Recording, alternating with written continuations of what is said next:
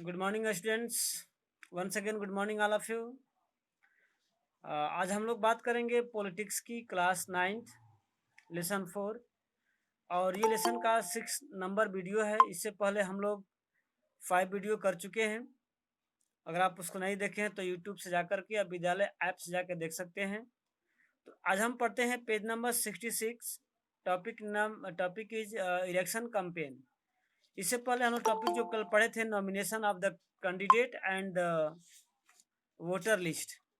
हम लोगों ने कल वोटर लिस्ट और नॉमिनेशन ऑफ कैंडिडेट पढ़ा कि जब वोटर लिस्ट तैयार होता है इसके बाद जो भी वोटर्स होते हैं कैंडिडेट बन सकते हैं, चुनाव कंटेस्ट कर सकते हैं। उसके लिए मिनिमम एज 25 ईयर्स चाहिए।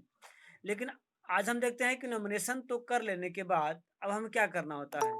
तो नॉमिनेशन कर लेने के बाद नेक्स्ट कदम जो होता है वो होता है अपने पार्टियों का प्रचार करना, अपने पार्टी का, अपने नेता का क्या करना, प्रचार प्रसार करना, लोगों के बीच में जा जाकर लोगों को मोटिवेट करना कि भाई आप हमें वोट देना, हमें वोट देना। मेरा मैनिफेस्टो ये है, मेरा जीतने के बाद मैं ये काम करूँगा। जैसे कि देवी लाल को याद है आप लोगों को हरियाणा में कि उन्होंने कहा था कि जब मैं इलेक्शन जीत जाऊंगा तो मेरा पहला वर्ग क्या होगा, छोटे लोन, यानी कि जो स्मॉल फार्मर्स हैं, स्मॉल बिजनेसमैन हैं या लेबर कास्ट के लोग हैं जिनका लोन है, उसे मैं क्या करूँगा, माफ़ कर दूंगा, उन्हें मैं लोन से मुक्त कर दूंगा। यानी कि आपने देखा उसमें उन्होंने ये प्रचार किया, उन्होंने ये अपना प्रॉमिस किया। उसी प्रकार हर एक पार्टी को टाइम मिलता है कि भाई आप नॉमिनेशन कर दिए हैं तो आपको अपने पार्टी के बारे में या अपने मैनिफेस्टो के बारे में अपना आपका जो प्रोमिस है कि आप चुनाव जीतने के बाद क्या करेंगे या फिर किस तरह की भलाई करेंगे जनता का, तो वैसा आपको प्रचार प्रसार करने के लिए जो है इलेक्शन कमीशन की तरफ से हमारे इंडिया में जो इलेक्शन सिस्टम है उसमें टाइम मिलता है कि वे लोग अपने बारे में प्रचार करें, अपने पार्टी के बारे में प्रचार करें। उसी को बोलते हैं इलेक्शन कैंपेन। उसे क्या बोलते हैं बेटा, इलेक्शन कैंपेन। हालांकि इसकी जो हम पढ़ते हैं आगे तो देखते हैं, आप टॉपिक में देखिए आप लोग। The main purpose of election is to give people to change to chance to choose the representative the government and the policy they prefer therefore it is necessary to have a free and open discussion about who is the better representative, which party will make a better government or what is a good policy। ठीक है, this is what happens during the election campaign. यानी कि जब कोई party चुनाव लड़ना चाहती है या कोई लड़ती है, उसका मेन मकसद होता है कि हम अधिक से अधिक लोगों के बीच में प्रचार प्रसार करें ताकि लोग अधिक से अधिक जाने और हमारी अगली पॉलिसी क्या होगी, या लोगों के लिए भी एक ऑप्शन बचे, ऑप्शन रहे कि वो किसको इलेक्ट करना चाहते हैं। आखिर जिसको इलेक्ट कर रहे हैं चुनाव के, जो वोट देना चाहते हैं, उसकी वोट देने का मेन पर्पस क्या है, जीतने का पर्पस क्या है, इन सारी तमाम चीज़ों जो है इलेक्शन कैंपेन में होता है। कहाँ होता है, इलेक्शन कैंपेन में ये सब बातें बताई जाती है। इन आवर कंट्री, हमारे कंट्री की बात करें तो सच campaign take place for a 2 weeks period between the announcement of the final list of candidates and the date of polling. देखिए आता है क्वेश्चन कि how many time period takes election campaign, election campaign कितने समय के लिए होता है। तो बेटा ऐसे तो जनरली जो है बहुत पहले से ही, देखिए हमारे यहाँ बिहार में चुनाव होने वाला है, अभी से लोग जा जाकर जगह जगह चुनाव प्रचार कर रहे हैं, लोगों से मिल रहे हैं, लोगों को अपने बारे में बता रहे हैं।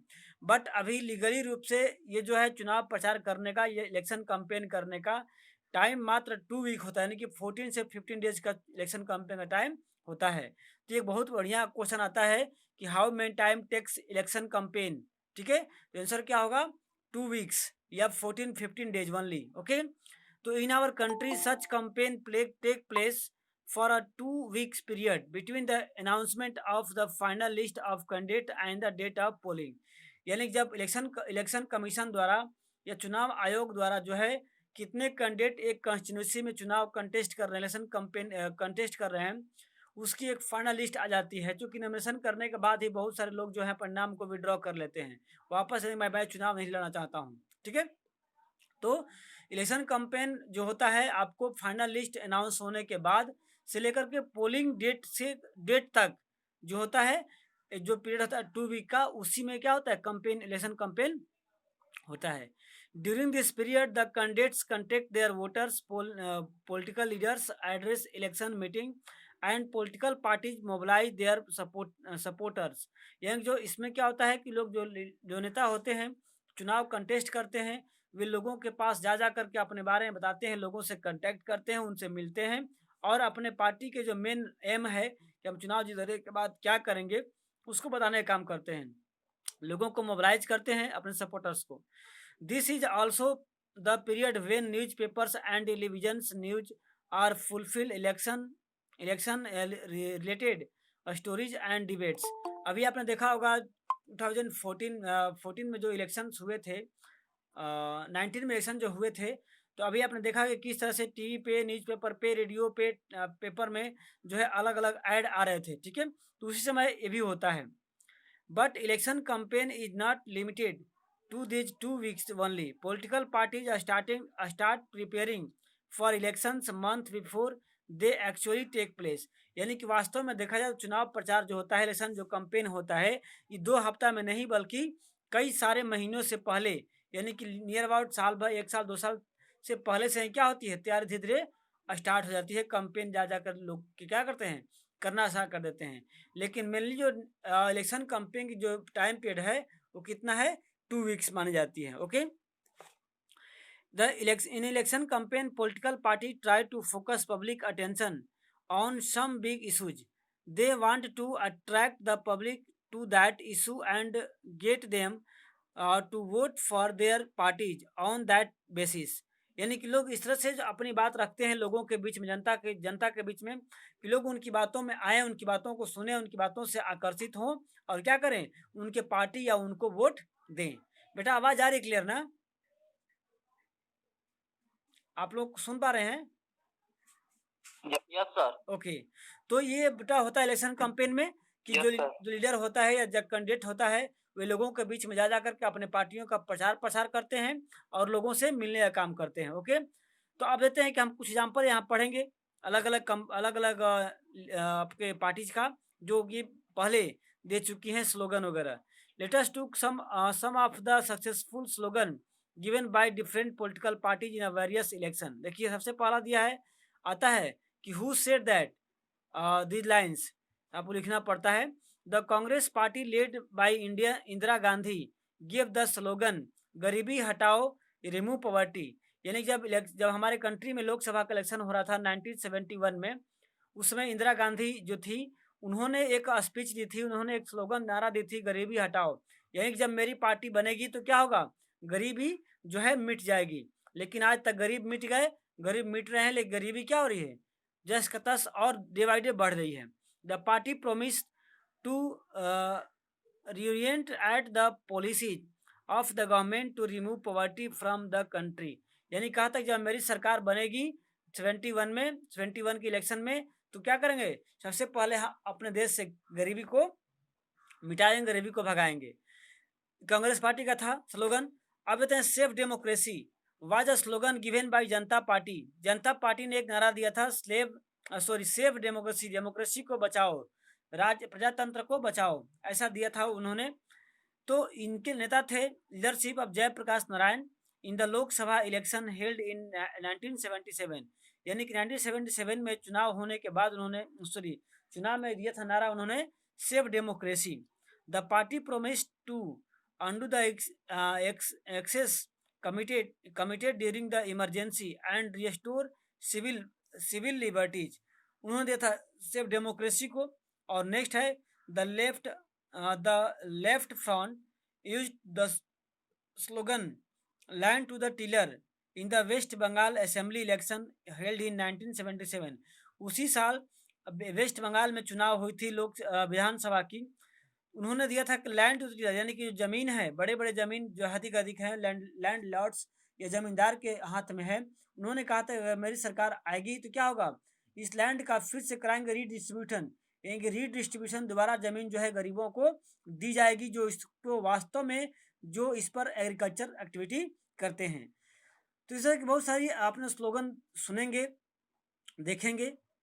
तो protect to self respect of the Telugus, यानी कि एक और स्लोगन आती है, was the slogan by N T Rama Rao, जो कि आपको तेलुगु तमिलनाडु वगैरह की है। Telugu Desam party in Andhra Pradesh assembly election in 1983। 1983 में तेलुगु देशम एक पार्टी है, जैसे हमारे यहाँ सपा, बीएसपी, आरजेडी वगैरह है, उसी प्रकार की वहाँ पार्टी है तेलुगु देशम करके। उन्होंने कहा था, उनकी नारा थी कि protect the self respect of the Telugus. Telugu बोलने वाले जो लैंग्वेज के अकॉर्डिंग जो लोग हैं, उनकी जो आत्मसम्मान है उसको बचाने का प्रयास मैं जीतूंगा तो करूंगा।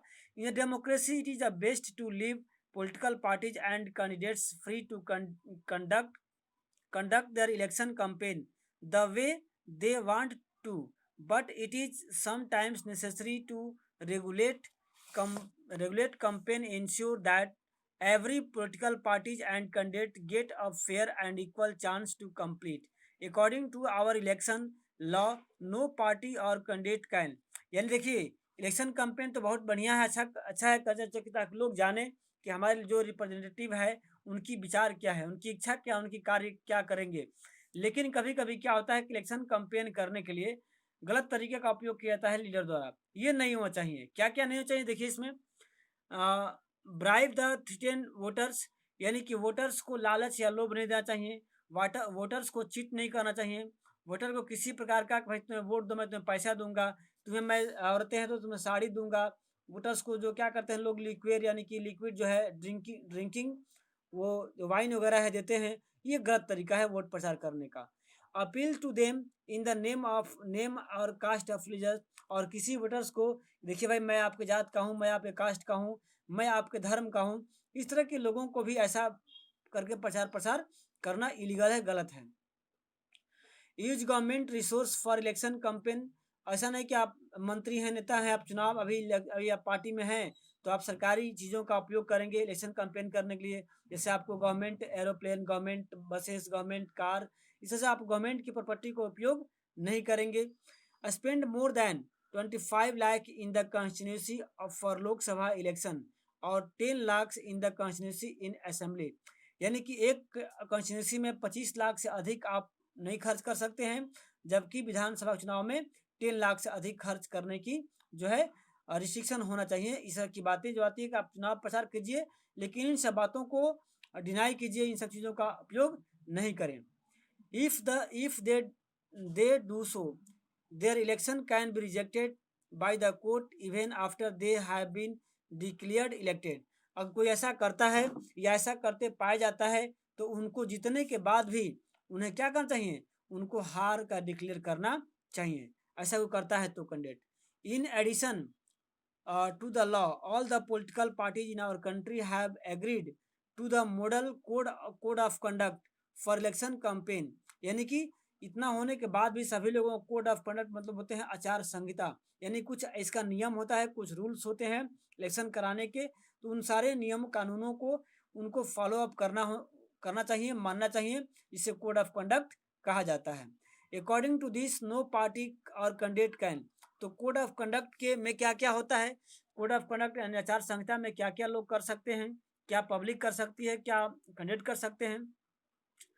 सबसे पहला है use any place of worship for election propaganda, यानी कि use any place of worship for election propaganda, यानी किसी प्रकार के वर्शिप प्लेस को यानी धार्मिक स्थल को इलेक्शन कैंपेन का, इलेक्शन प्रोपेगेंडा का मुद्दा नहीं उठाना चाहिए, अदरवाइज आप कोड ऑफ कंडक्ट का उल्लंघन करेंगे, इसमें आपको पनिशमेंट हो सकती है। यूज है नेक्स्ट है use government vehicles, aircraft and official for election, और किसी प्रकार की गवर्नमेंट की व्हीकल्स को, चाहे वो एयरक्राफ्ट हो, ऑफिशियल जो है उसको उपयोग नहीं करना है। एंड नेक्स्ट है once elections are announced minister shall not lay foundation stone of any project, take any big policy decision और make any promises to providing public facility, और एक बार चुनाव का डेट अनाउंस हो जाने के बाद कोई भी मंत्री, कोई भी नेता जो है किसी भी प्रकार का जो है नए कार्यों का शिलान्यास नहीं कर सकते हैं, नए कार्यों के लिए प्रोमिस नहीं कर सकते हैं, या नए प्रोजेक्ट को वर्क नहीं कर सकते हैं। यानी अगर ऐसा करते हैं तो माना जाता है कि आप लोगों को प्रलोभन दे रहे हैं, आप लोगों को लालच दे रहे हैं कि अगर आप मुझे वोट दीजिएगा, अगर मैं जीत जाऊंगा तो ऐसा करूंगा। ये अलाउ नहीं है। ऐसा करते हैं तो आप कोड ऑफ कंडक्ट का क्या बोलते हैं उसको डिनाई करते हैं, जिसके अकॉर्डिंग आपको पनिशमेंट हो सकती है। ठीक है, तो आगे नेक्स्ट टॉपिक है polling and counting the votes. अब हम अगला टॉपिक पढ़ेंगे। तो हम चुनाव प्रचार भी कर लिए, हम लोगों ने नॉमिनेशन कर लिया, चुनाव प्रचार कर लिया। अब हम क्या करेंगे, आज वोट डालेंगे, वोट डालेंगे और उस काउंटिंग भी कर लेंगे आज ही, है ना। तो आज देखते हैं नेक्स्ट टॉपिक में है polling and counting to votes. ठीक है, तो ये कैसे होता है, पोलिंग वोट कैसे पोल्ड होते हैं और वोट काउंट कैसे होते हैं। तो हम देखते हैं the final stage of the election is the day when the voters cast और पोल देयर वोट। देखिए, चुनाव का सबसे अंतिम और इम्पोर्टेंट पॉइंट होता है वोट को डालना। क्या होता है, वोट कास्ट करना, वोट देना। Okay, that day the usually called election day. उसे हम क्या करते हैं, इलेक्शन डे, जिस दिन वोट डालते हैं हम लोग, उसे क्या कहते हैं, चुनाव का दिन या इलेक्शन डे कहते हैं। उसमें होता क्या है कि every person whose name is on the voter list can go to the nearby polling booth situated usually in a local school or a government office। याद रखिएगा, जब भी इलेक्शंस होता है तो इलेक्शन में जो पोलिंग बूथ बनता है, पोलिंग बूथ क्या होता है, a place where vote is cast. यानी कि पोलिंग बूथ क्या कहते हैं, वह जगह जहां लोग वोट देने जाते हैं उसे पोलिंग बूथ कहते हैं। तो पोलिंग बूथ को किसी किसी पर्सनल व्यक्ति या घर पे या किसी मंदिर मस्जिद पे नहीं बनता है। जब भी पोलिंग बूथ होगा तो गवर्नमेंट के ऑफिशियल प्लेस पर होगा, चाहे वो आपका पंचायत भवन हो, चाहे विद्यालय हो, इस तरह के प्लेस पर होगा। किसी पर्सनल व्यक्ति या किसी रिलीजियस प्लेस पर नहीं होता है, वो याद रखिएगा। Once the voter goes inside the booth, और एक बार जब वोटर बूथ पे जाता है, the election officially identify her, put a mark on her finger and allow her to cast vote. आप देखे होंगे अपने बड़े भाई या माता पिता को जाते हैं जब वोट देने, तो उनके फिंगर में एक सिंबल ऐसे लगा होता है, इंक जैसा लगा होता है। वो क्या होता है, उसको पहले लोग वेरिफिकेशन करते हैं कि जो वोटर लिस्ट में नाम है वही व्यक्ति है कि दूसरा व्यक्ति है। अगर सेम है तो वोट देने के लिए अलाउ करते हैं फिंगर में इंक लगा करके, अगर नहीं होता है तो उन्हें अलाउ नहीं करते हैं वोट देने को। Okay, an agent each candidate is allowed to sit inside the polling booth and ensure that the voting take place in a fair way। और अलग अलग पार्टियों का भी वहां पर एजेंट बैठे होते हैं जो कि ये निश्चित करते हैं कि जो वोट हो रहे हैं वो बिल्कुल फेयर एंड क्लीन हो रहे हैं कि नहीं हो रहे हैं। ठीक है, इस तरह से सारी चीज़ों को देखने के बाद ये जो है वोटिंग होता है। Earlier the voters use to indicate who they wanted to vote for putting on a stamp on the ballot paper. यानी कि पहले चुनाव होता था, बैलेट पेपर होता था, पेपर होता था और एक स्टाम्प होता था। लोग स्टाम्प लगाते थे अपने जो है रिप्रेजेंटेटिव पे। बट आज क्या आ गया है, ईवीएम आ गया है, इसको बोलते हैं इलेक्ट्रॉनिक वोटिंग मशीन। याद रखना, full form of EVM, electronic voting machine. इसमें क्या होता है कि प्रत्येक कैंडिडेट्स का जो है नेम के साथ सिंबल होता है और सामने एक बटन्स होता है, लोग उसको प्रेस करते हैं जिसको इलेक्ट करना चाहते हैं। ठीक है, तो उसको बोलते हैं ईवीएम।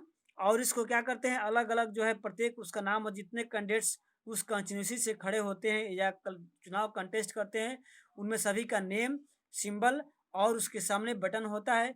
जब लोग प्रेस करते हैं जिस बटन को, सामने वाली लाइट जलती है रेड कलर की और उसमें से पी की आवाज़ आती है, तो बोलते हैं कि आपका वोट जो है क्या हो गया, कास्ट हो गया।